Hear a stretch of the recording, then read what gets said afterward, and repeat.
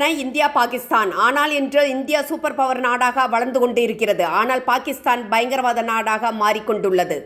பாலுசிஸ்தானில் தொடரும் தேரிக்கி தலிபான்களின் பயங்கரவாத தாக்குதல், ஜெய்ஷ்-இ முகமது என்ற பயங்கரவாத அமைப்பின் திடீர் கூட்டம், பின்னணியில் பாகிஸ்தான் உளவு நிறுவனம், பெண்களுக்கான பயங்கரவாத அமைப்பு, பகீர் பின்னணி என்ன, ஐநாவில் பாகிஸ்தானை விளாசிய இந்திய வெளிவிவகாரத்துறை அமைச்சர் ஜெய்சங்கர். பார்க்கலாம் இந்த வீடியோவில். இந்தியாவும் பாகிஸ்தானும் ஒன்றாகத்தான் பிறந்தன. இன்று இந்தியா சூப்பர் பவர் நாடாக வளர்ந்து கொண்டு இருக்கிறது. ஆனால் இன்னும் நாம் பிச்சை எடுத்துக்கொண்டு இருக்கிறோம் என்று பாகிஸ்தான் நாடாளுமன்றத்தில் ஜமியத் உலமா-ஏ-இஸ்லாம் பாகிஸ்தான் தலைவர் மௌலானா பஜ்லுர் ரஹ்மான் பேசியிருந்தார். இவரது பேச்சு 2024ஆம் ஆண்டில் பாகிஸ்தான் முழுவதும் அதிர்வலையை ஏற்படுத்தியிருந்தது. இவர் பேசியிருந்ததில் எந்த தவறும் இல்லை. இன்று இந்தியா சாட்டிலைட்டுகளை தயாரித்து நிலவுக்கு அனுப்பி கொண்டுள்ளது. ஆனால் பாகிஸ்தான் பயங்கரவாதிகளுக்கு அடைக்கலம் கொடுப்பதற்கு முகாம்களை கட்டி கொண்டுள்ளது. இந்தியா வெளிநாடுகளுக்கு அறிவாளிகளை, தொழில்நுட்ப வல்லுநர்களை, கண்டுபிடிப்புகளை ஏற்றுமதி செய்து கொண்டுள்ளது. ஆனால் பாகிஸ்தான் இன்று ஹபீஸ் சயீத், அஜ்மல் கசாப் போன்ற பயங்கரவாதிகளை மற்ற நாடுகளுக்கு அனுப்பி பயங்கரவாதம் பரப்பி வருகிறது. இந்தியா வளர்ச்சியை நோக்கி சென்று கொண்டு இருக்கிறது. ஆனால் பாகிஸ்தான் இன்று பயங்கரவாதிகளை வளர்த்து அண்டை நாடுகளுக்கு பாதகமாக இருந்து வருகிறது.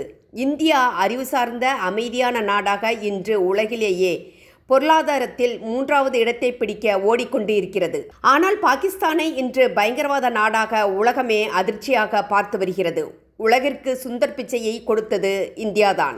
இந்தியா தனது தயாரிப்பில் தனது பாதுகாப்புக்கென்று போர் விமானங்கள், போர் கப்பல்கள், ஏவுகணைகள் என்று முன்னேறி கொண்டிருக்கிறது. ஆனால் இந்த விஷயத்திலும் பாகிஸ்தான் முழுக்க அமெரிக்காவை நம்பியிருக்கிறது.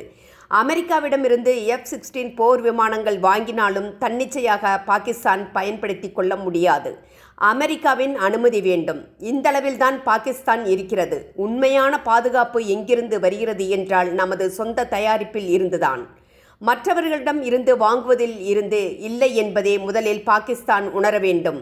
இன்றும் AK-47 என்றால் தனி மரியாதை இருக்கிறது. அதை வைத்துத்தான் பாகிஸ்தான் இராணுவத்தை ஆப்கானிஸ்தான் தலிபான்கள் துவசம் செய்து வருகின்றனர். பாகிஸ்தானிடம் F-16 JF-17 இருந்தும் எந்த பயனும் இல்லை. சிந்தூர் தாக்குதலின் போது இந்தியாவுக்கு எதிராக JF-17 போர் விமானத்தை பாகிஸ்தான் பயன்படுத்தியது.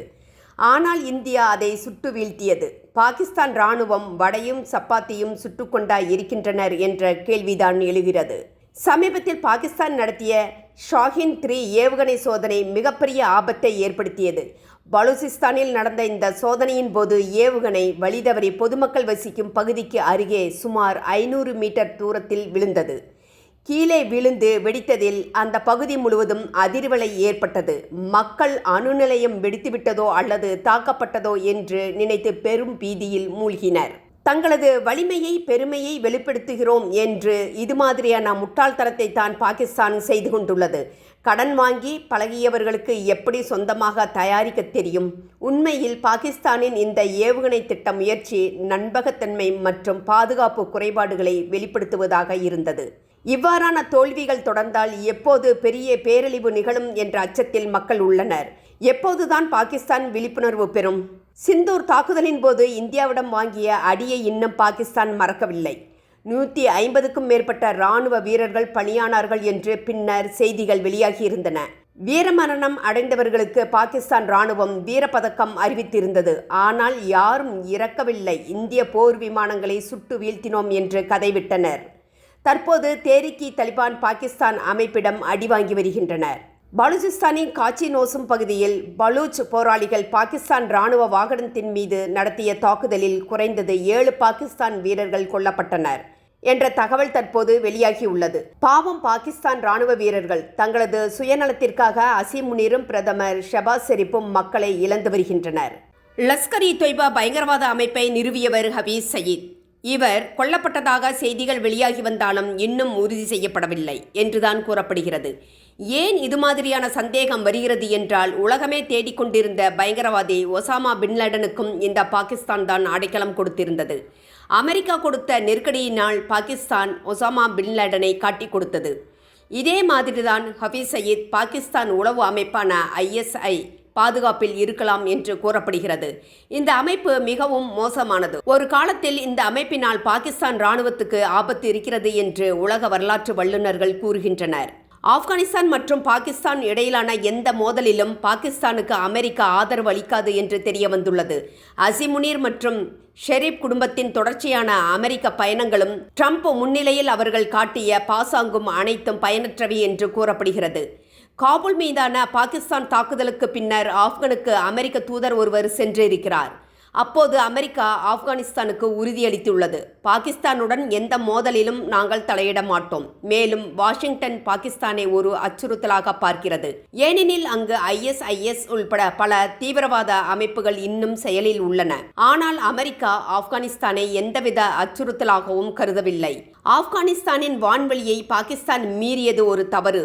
அது ஆப்கான் நிலப்பரப்பிற்கு எதிரான தாக்குதலாக கருதப்படுகிறது என்று அந்த அமெரிக்க தூதர் தெரிவித்திருக்கிறார். பாலுச்சிஸ்தானின் குஸ்தார் மாவட்ட பகுதியில் ஆயுதம் ஏந்திய பெரும் குழுக்கள் CPEC நெடுஞ்சாலையில் சோதனை சாவடிகள் அமைத்து வாகனங்களை நிறுத்தி பரிசோதனைகள் நடத்தி வருகின்றனர். அவர்கள் ஒரு காவல் நிலையத்தை கைப்பற்றி அங்கிருந்த உபகரணங்களையும் காவல் வாகனங்களையும் பறிமுதல் செய்துள்ளனர். இதற்கிடையில் அதிர்ச்சியளிக்கும் செய்தி ஒன்றும் வெளியாகி இருக்கிறது. வரும் நவம்பர் 2ஆம் தேதி லாகூரில் பயங்கரவாத அமைப்பான லஷ்கர்-இ-தொய்பா ஒரு கூட்டம் நடத்தியிருப்பதாக கூறப்படுகிறது. இந்த கூட்டத்தின் பின்னணியில் பாகிஸ்தான் இராணுவம் முக்கிய பங்கு வகிக்கிறது. அந்த அமைப்பை மீண்டும் உயிர்ப்பிக்க முயற்சிக்கிறது. இந்த கூட்டத்தில் ஹபீஸ் அப்துல் ரவூப் மற்றும் பகல்காம் தாக்குதலின் மூளையான சைபுல்லா கசூரி போன்ற முக்கிய நபர்களின் பெயர்கள் இடம்பெற்றுள்ளன. பாகிஸ்தான் இராணுவம் தெஹ்ரீக் தாலிபான் பாகிஸ்தானுக்கு எதிராக லஷ்கர்-இ-தொய்பாவை மீண்டும் உருவாக்கும் திட்டத்தை இக்கூட்டத்தின் மூலம் முன்னெடுக்கிறது என கூறப்படுகிறது. இதை இந்தியா மிகவும் உன்னிப்பாக கண்காணித்து வருகிறது. சர்வதேச அளவில் தடை செய்யப்பட்ட பயங்கரவாதி ஹபீஸ் சயீத்தின் செய்தியை அவரது மகன் தல்ஹா சயீத் வாசிக்கலாம் என தகவல்கள் கூறுகின்றன.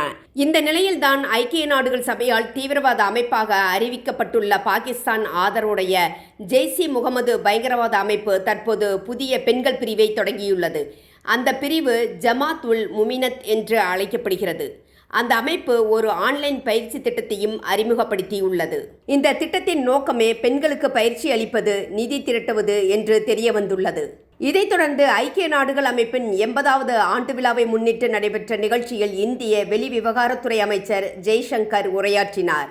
அப்போது ஐக்கிய நாடுகள் பாதுகாப்பு கவுன்சிலில் நடந்த நடவடிக்கைகளை அமைச்சர் ஜெய்சங்கர் கடுமையாக விமர்சித்திருந்தார். பகல்காம் தாக்குதலுக்கு பொறுப்பேற்ற பயங்கரவாத அமைப்பை பாதுகாக்க ஒரு நாடு முயல்வதாக பாகிஸ்தானை மறைமுகமாக குற்றம் சாட்டினார். இன்றைய உலக அமைப்பில் எதுவும் நன்றாக இல்லை. ஐநா விவாதங்கள் அதிகமாக அரசியல் பாகுபாடுகளால் பாதிக்கப்பட்டுள்ளன. அதன் செயல்பாடுகள் தெளிவாக முடங்கியுள்ளன. பகல்காம் போன்ற கொடூரமான பயங்கரவாத தாக்குதலுக்கு பொறுப்பேற்று கொண்ட அமைப்பை பாதுகாப்பு கவுன்சிலின் தற்போதைய ஒரு உறுப்பினரே வெளிப்படையாக காப்பாற்றுகிறது என்று கூறியிருந்தார். பயங்கரவாதத்தால் தாக்கப்படும் நாடுகளையும் பயங்கரவாதிகளை தங்க வைக்கும் அல்லது ஆதரிக்கும் நாடுகளையும் ஒன்றாக காண்பது மிகவும் தவறானது.